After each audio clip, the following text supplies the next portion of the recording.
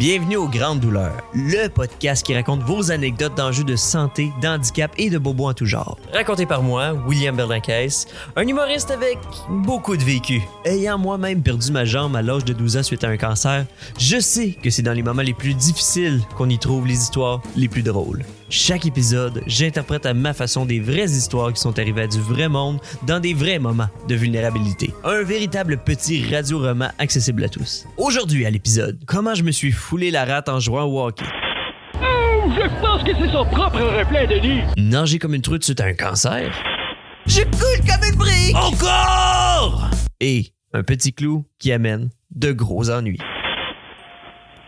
Le médecin à ses parents confesse, va falloir le piquer d'un fesse. Mon nom est William Bernanke, vous écoutez Les Grandes Douleurs. Ok, fait comment on commence ça là? C'est le premier épisode, là, je sais pas, là, faut-tu que je pèse sur play, record, et faut-tu que je fasse une voix directe là? Ah, il y a un jingle.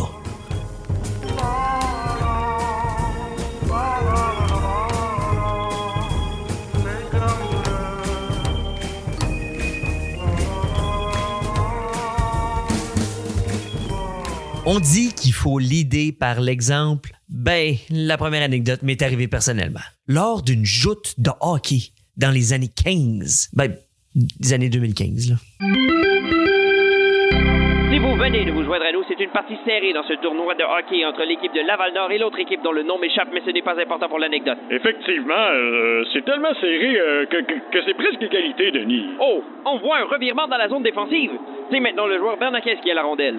Le joueur que l'on surnomme affectueusement avec une petite voix cute, le petit qui lui manque une jambe. Effectivement, c'est parce qu'il lui manque une jambe, Denis, ouais. Oui, Serge.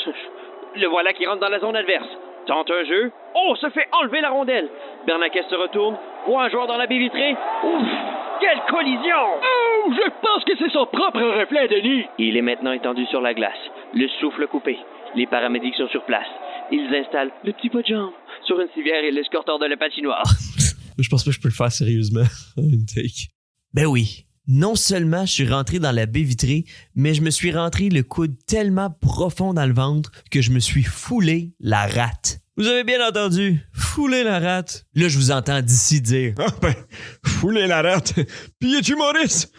Ça doit pas être drôle. » Merci à tous les mononcles qui nous écoutent. Je sais que ça sonne absurde, surtout que la rate est un organe profond, situé dans, oh boy, l'hypochondre gauche de la 10e côte, collée sur l'estomac. Elle est donc en position thoraco-abdominale. Pour tous les nerds médicaux qui nous écoutent, je vous apprends rien, ça joue un rôle dans l'immunité et le renouvellement des cellules sanguines. À quoi ça sert? En gros, pas grand-chose. Et non, ça sert pas à rire. J'ai ensuite passé 2 semaines d'observation à l'hôpital parce que, tout dépendant du niveau de la fracture de ma rate, il aurait pu me faire l'ablation de la rate. Ça, c'est le terme technique pour me dire me l'enlever. Là. Mais je vous rassure, là, j'étais pas vraiment nerveux. Là. Quand tu t'es fait enlever une jambe, te faire retirer un petit organe, c'est de la petite bière. Mais plus sérieusement, ça aurait quand même pu avoir comme conséquence de m'empêcher de rire pour le reste de mes jours.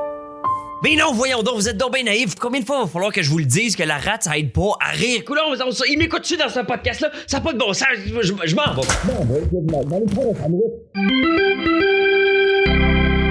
Denis et Serge de retour pour les commentaires d'après-match. On nous a annoncé que le joueur Bernanke manquera le reste de la saison en raison d'une blessure au haut du corps. Pas drôle. C'est pas drôle. En effet, Denis, mais il semblerait qu'après une saison de cancer et une saison d'amputation, 2 semaines à l'hôpital sans chimio, c'est un peu comme des vacances. On souhaite d'ailleurs un prompt rétablissement au joueur Bernanke.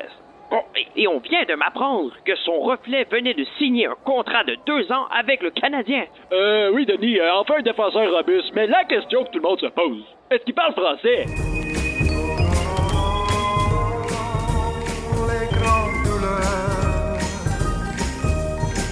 La prochaine anecdote nous vient d'Alexandra, qui nous écrit que son histoire est peut-être plus drôle quand on la voit. C'est ce qu'on va voir. C'est une histoire d'amour qui se passe dans l'eau. Un peu comme le Titanic, mais c'est une piscine de banlieue chez ses parents. On est un peu moins « Je suis le roi du monde » et plus « Hey, regarde ma bombe! Non, tu vas péter le courant! »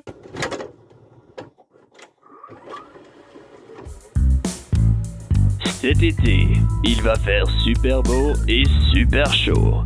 Alexandra décide de rendre visite à ses parents et de profiter de la piscine avec son copain. Il fait tellement beau et chaud, Jefferson. Mets-moi de la crème solaire. Ouais, d'accord, poupée. L'amour est dans l'air, ou plutôt dans l'eau. Jefferson, apprends-moi à faire l'étoile. Je n'ai jamais réussi. Mes jambes coulent toujours. Ah, l'étoile, une performance aquatique qui consiste à flotter sur le dos en forme d'étoile. D'où provient le nom l'étoile. Regarde, poupée, il suffit simplement de prendre une grande bouffée d'air et... Le tour est joué! À mon tour maintenant. C'est là où tout a chaviré. Jefferson! Je me noie! Poupée! Une révélation. Tu sais pas flotter? Je sais pas pourquoi, mais je tourne tout le temps du côté droit à 90 degrés. Dans les mots d'Alexandra, elle coule comme une truite échouée sur le bord d'un lac à chaque fois. Je coule comme une truite sur le bord d'un lac chaque fois. Je vais t'apprendre, poupée. Voyez la romance, Tu vas y arriver! le danger, Je coule comme une brique. Encore! la trahison. Ben là, tu me niaises? Ne manquez pas le film de l'été, Mon poumon d'amour. Version française de My Long Language. Après plusieurs tentatives infructueuses pour apprendre à Alexandra comment flotter sur le dos, la tension montait entre elle et son copain. On sentait par une belle journée ensoleillée comme ça, son chum voulait sûrement pas juste lui donner un cours d'étoile. En même temps, toujours bien moins frustrant qu'une game de Marco Polo. Marco? Marco? Coudon, êtes-vous là? Marco? C'est là qu'Alexandra réalise. Ça la frappe comme une vague de piscine à vagues. Mais les vagues, là, quand tu t'aventures dans le creux là, en disant « Oui, là, je suis capable », puis là, t'es frappé par une vague remplie de plaster, puis les espèces de petites bébites comme molles que tu vois nulle part sauf dans une piscine à vagues, puis ils ont une espèce de deux petits pics qui leur dépassent du derrière. C'est quoi ça? Ben oui. Elle se rappelle que l'année d'avant, elle s'était fait enlever le poumon droit à cause d'un cancer. Là, avant que vous la jugez, là, moi, suite à mon cancer, on m'a enlevé une jambe. Je le vois tous les jours et des fois, j'arrive à oublier quand même. Je me lève le matin, j'essaye de faire un pas et... C'est ça, je me lève du mauvais pied. Donc, mettez-vous à sa place avec un poumon que tu peux littéralement pas voir. Disons que c'est pas le genre d'effet secondaire que tu t'imaginais avoir. Comme elle le dit elle-même, c'est avoir une bouée en moins dans son corps. Donc, elle coule à rien, mais juste d'un côté.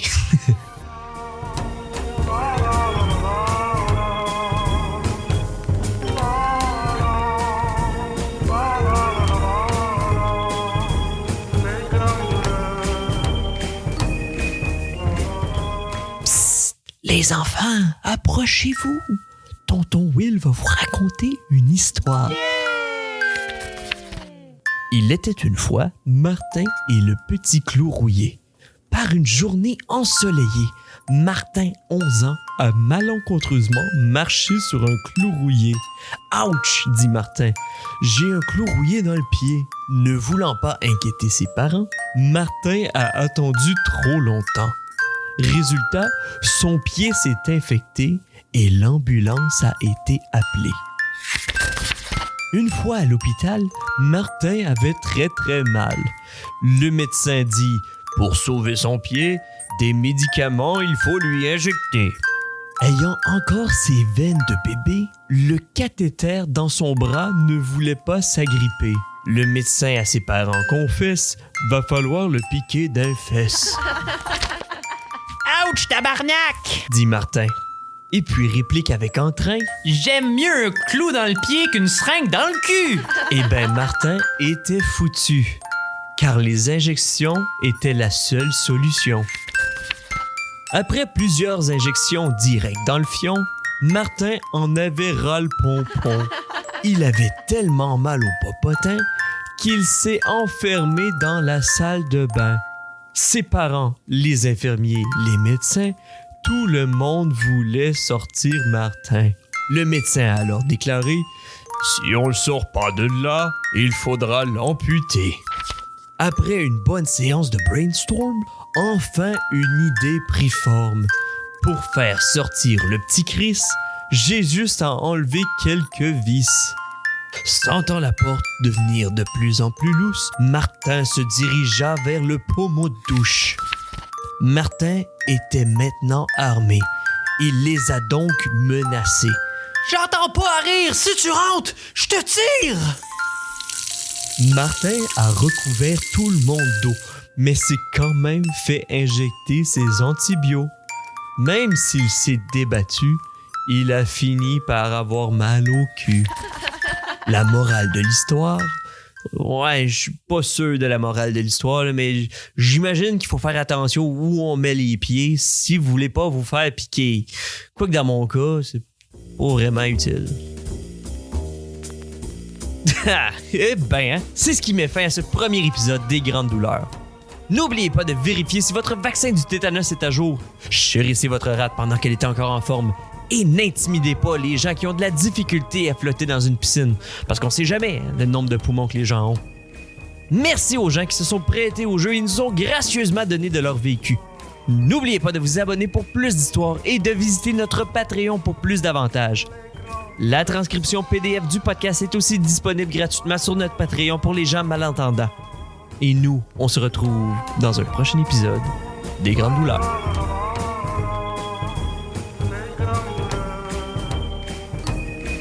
Les Grandes Douleurs, c'est au texte William Bernacquez, Samuel Lamarche et vous, voix additionnelle de Samuel Lamarche. Les Grandes Douleurs est une idée originale de Samuel Lamarche et William Bernacquez.